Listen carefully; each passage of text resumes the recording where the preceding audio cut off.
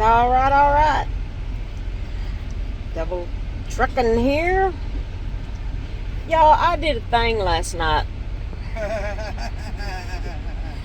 We got to exit 89 last night, our switchover place, and I got this bright idea that I was going to, it's hard, I can't tape or anything while I'm driving, and she's usually in the sleeper, so we're having a hard time doing stuff going down the road. Don't have a GoPro yet. It's something I've looked at. They're expensive, so I haven't done that yet. So I don't have anything to hold the phone for me to do any videos. So I'm having to do stuff when we're stopped. But I got this bright idea that I was going to fuel and show you guys how we fuel and just stuff at the truck stop. I did this whole video switching the phone hand to hand, fueling, showed her walking trays, showed her going into the truck stop to get her food. The whole thing. And so then after it was over, I did a follow-up video when I got back in the truck and did my story. And then I go back to review the videos. Somewhere in that phone switching hand to hand, back and forth and all that, I hit that stop button and none of it taped.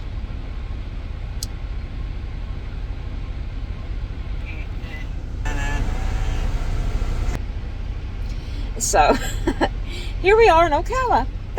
We get around. We're waiting on our trailer to finish loading. We already know what it is. We got a 53 going back to Kansas City. And 71 degrees. We are sitting in 71 degrees of humidity. 100%. She loves Florida.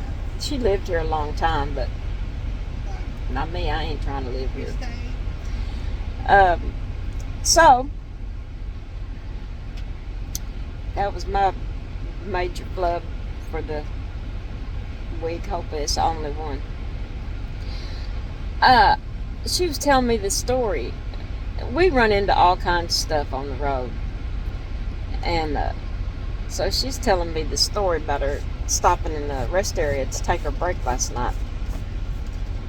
And it is hard at night to find a place to park. And you want to tell the story? She don't even want to tell the story. I'll try to tell the story. Okay. So she pulls into this rest area, and it's a big rest area, but it's always crowded. I know which one she's talking about, because I think it's one that I usually pull into when I was driving nights. You pull in, and trucks park in every direction, like the lanes are in every direction, and you have a path to go through these trucks, and then you have to kind of go back to the left, and it is a narrow path. You really have to watch your way through there. So she has to go down to the second path,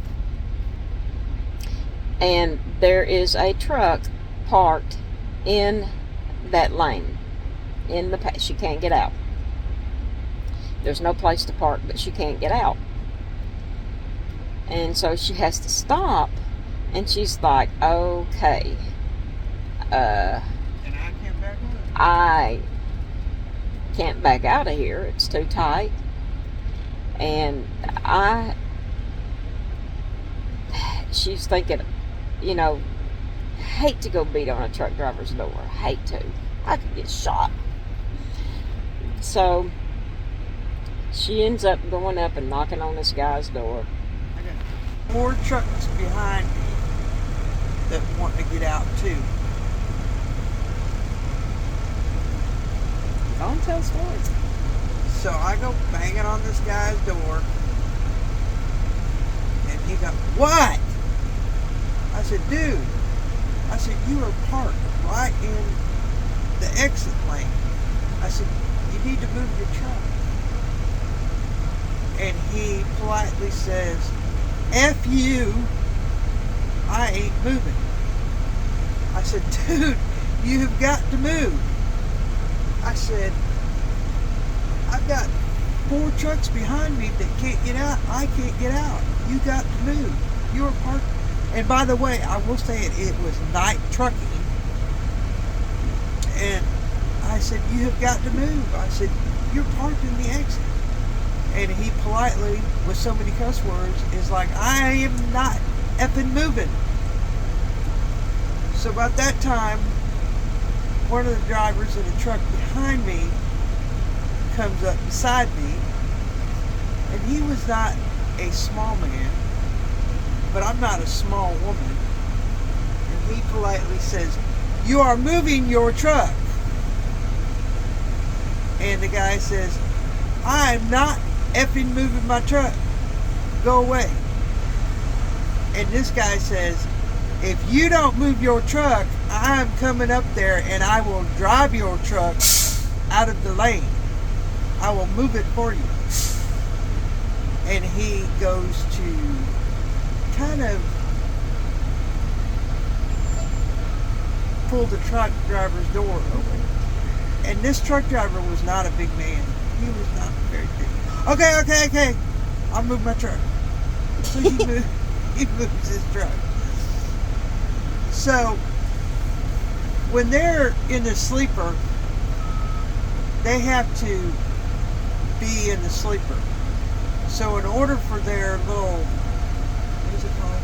The ELD. The ELD, the little computer, not to go off and say, you're driving, they can't go over about 4 miles an hour. So he does a creeper mode all the way up.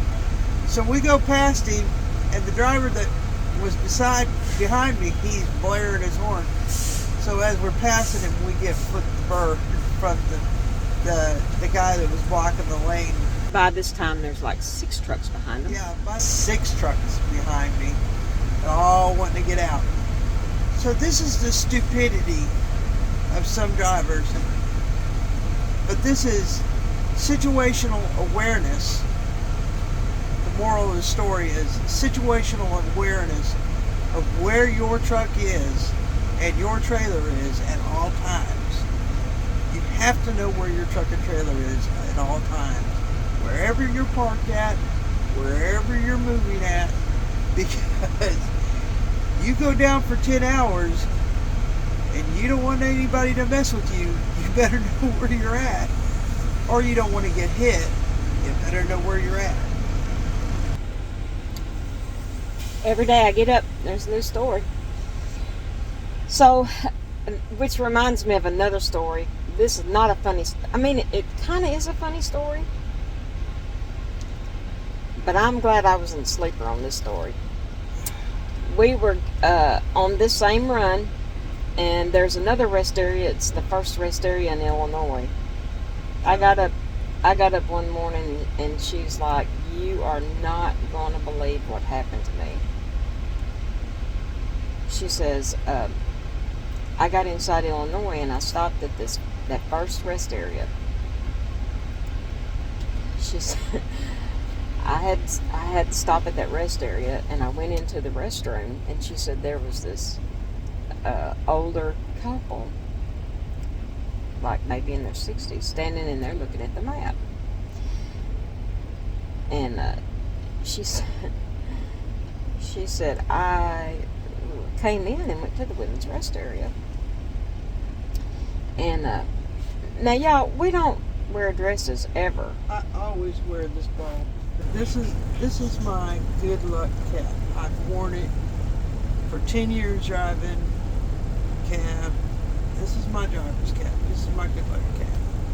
So I don't particularly always look like a girl. So go ahead. So she goes into the women's rest area, or into the women's restroom. She proceeds to take care of business, and someone comes in and goes into the stall right next to her. Now there's nobody else in the rest area. Nobody. Except for her and this couple. Sherry, you got to tell this, because I'm going to get it wrong. Okay. So she says, all of a sudden, this woman starts saying, starts chanting and praying and singing and telling her she's the spawn of Satan and she needs to leave the women's rest area. Oh, leave. Get out of the women's room. And she's chanting and chanting and chanting and just loud. And finally... What do they call it? Talking in tongues. Talking in tongues. So Lord. Finally, what did you say, Sherry? I said, ma'am, I said, I am a woman. I said, leave me alone. I'm trying to go to the bathroom.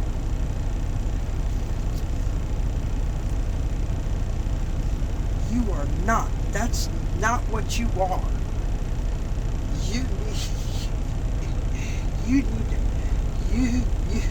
You are going to hell. You are the spawn of Satan. You need to be cast away. And all of a sudden she leaves. I hear this. I get ready to... I'm doing my business. And I hear this. You need to come out of there, mister. I'm like, oh, fuck.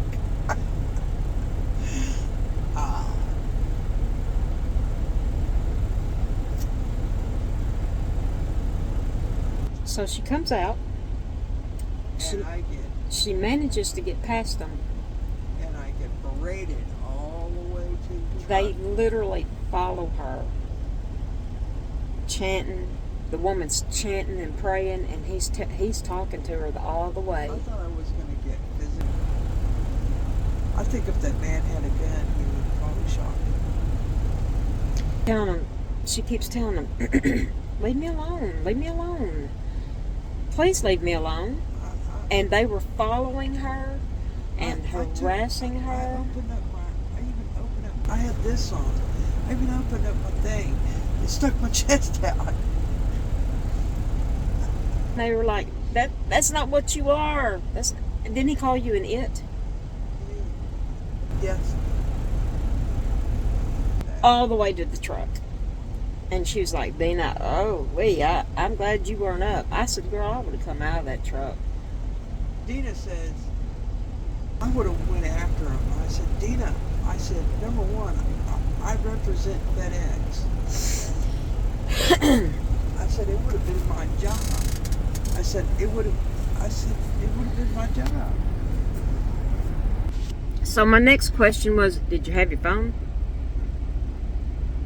I didn't have my phone. I said, you need to have your phone, because that's when I would have called 911. Because people like that, they have no business doing that. People have no business doing that to other people. And then that could get me on a soapbox about our society having been given the approval to bully, to make fun of others, to take rights away from others. The society was given permission to do that. And I will not even get on that soapbox, because I could go on and on and on for days. But that's just some of the stuff that we run into on this truck. You know, the only thing I could think of is, I wish Dina would have been up, because I know that Dina could go verse for verse with that woman, because Dina knows Bible verses. I'm like, I don't even know what the hell you're talking about. I could have said, get behind me, Satan. Yeah, I could have went Bible with them. She said, I sure wish you could have been there. You could have told them some Bible verses too. I said, I sure would have. I sure would have. I wouldn't have been speaking tongues either. I'd have been straight up English with them. They would have understood everything, not just the Holy Ghost. Everybody in that parking lot would have understood what I heard. Not just anybody under some kind of influence. I only know two things. Number one is the golden rule and karma. And it's real. But yeah, that was the way those people did her. That was not Christian-like. That was straight from the spawn of the devil, as far as I'm concerned. And that's the way most Christians think they need to act toward people that they don't know about. And that's why our churches are halfway empty today, because of a few bad apples that think they have permission to be the judge and treat other people that way. And they spew hate from behind the cross. And that is, there we go. Then get on us another soapbox, but you ain't gonna do it today. You ain't gonna let me go there. Nope, you're not gonna take me there today. I'm not doing it. It has caused me some trauma. That right there has caused Dina to have some PTSD, and she has finally recognized it, identified it, and is working on that. Not going there today. So if you ever see me in the bathroom, leave me the hell alone. Let me go poop. I can't tell you how many times we've gone in the bathroom and women will back up and go, "You're in the wrong bathroom. Oh, I'm so sorry." Sherry has to go. I'm a woman. Just leave folks alone. If you see them going into a bathroom, they're not talking to anybody, it's obvious that they've got to go pee, and they're just going in to go to the bathroom. Even if it is a man, I walked in on a man one day. He went straight to the stall. Obviously had hit the wrong bathroom by mistake. Who the hell cares? You gotta go to the bathroom. I didn't say a word. I went into the stall behind him. I was giggling. I thought it was funny, because I knew he'd made a mistake. And I didn't feel that I was going to be molested or anything going to happen to me. He was a truck driver. He had to pee. Why would I stall his pee time to ridicule him about hitting the wrong bathroom? He came out. I came out. He looked at me and he goes, "Oh my God." I said, "Bud, it's okay." It's okay. We laughed. He was embarrassed. But why would I have ridiculed him for that? Again, people have been given permission to do shit to other people. And it's wrong. That is not the way of Jesus. And that being said, I'm just not even going, I can't, I'll be here for a minute. Y'all, this is double trucking. Rolling up and down the road for the good double S trucking. And we are sitting here waiting on our load, and it's probably fixing to wrap up, and we're going to head back to Kansas City, and then we're going to do a bump. This is our long week. If you like our videos, I got to hurry and get out of here because I'm getting myself riled up. Like it, share it, put your comments in the box. Y'all have a good day. We're having fun. See ya.